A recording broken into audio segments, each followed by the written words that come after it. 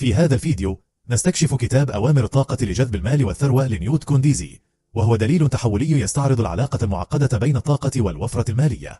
يؤكد كونديزي أن فهم ديناميكيات الطاقة المحيطة بالثروة أمر ضروري لجذب الرخاء إلى حياتنا. يقدم الكتاب مفاهيم قوية وأوامر عملية مصممة لتغيير طريقة تفكيرنا ومواءمة طاقاتنا مع تدفق الثروة.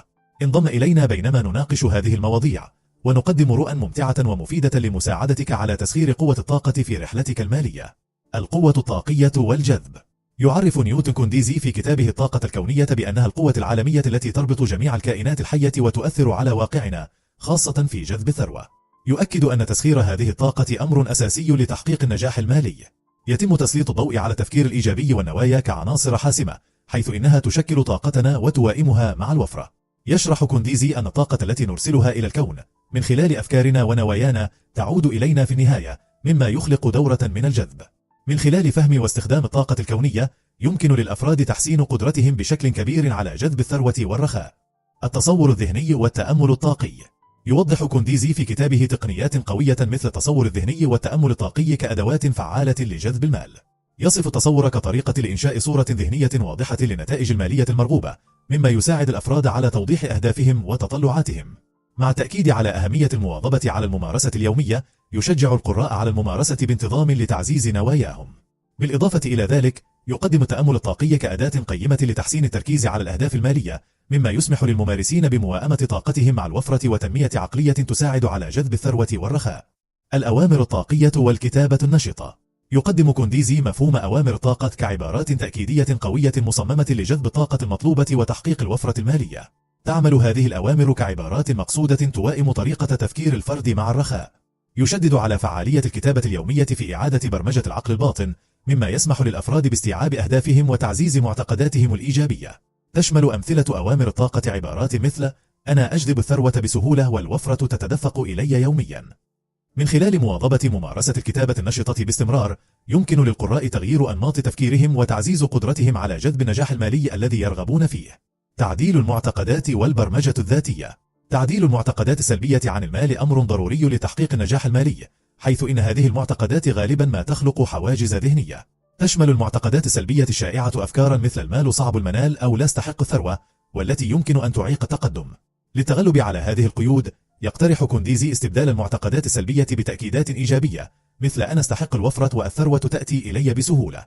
ومع ذلك، فإن هذه العملية التحويلية تتطلب الوقت والالتزام، حيث إن ممارسة هذه التأكيدات باستمرار تساعد على إعادة برمجة العقل الباطن، مما يعزز علاقة صحية مع المال ويمهد الطريق لفرص مالية أكبر. التفاعل مع الفرص. التعرف على الفرص المالية والعمل عليها أمر أساسي لتحقيق الرخاء. إن الانفتاح على هذه الفرص يسمح للأفراد بملاحظة الإمكانيات التي قد تمر دون أن يلاحظها أحد. يشدد كونديزي على أن الحفاظ على الطاقة الإيجابية هو المفتاح، حيث إنها تجذب الفرص المناسبة المتوافقة مع الأهداف المالية للفرد. من خلال تنمية عقلية الوفرة، يمكن للأفراد تحسين قدرتهم على التعرف على هذه الفرص واغتنامها. بالإضافة إلى ذلك، فإن اتخاذ خطوات استباقية مثل بناء العلاقات واكتساب المعرفة وتحديد أهداف مالية واضحة يمكن الأفراد من التصرف بحسم، مما يؤدي في النهاية إلى نجاح أكبر ورضا في رحلتهم المالية. الشكر والامتنان. يلعب الامتنان دورا حيويا في جذب الثروة من خلال تعزيز تدفق الطاقة الإيجابية في حياتنا. عندما نعبر عن الامتنان، نغير تركيزنا من الندرة إلى الوفرة، مما يخلق اهتزازا قويا يجذب المزيد مما نقدره.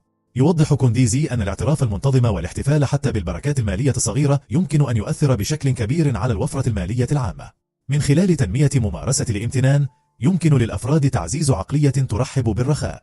يتم تشجيع المشاهدين على دمج تمارين الامتنان اليومية مثل كتابة اليوميات أو التأكيدات اللفظية لتعزيز ارتباطهم بالثروة وتحسين رحلتهم المالية. التطبيق اليومي والمثابرة.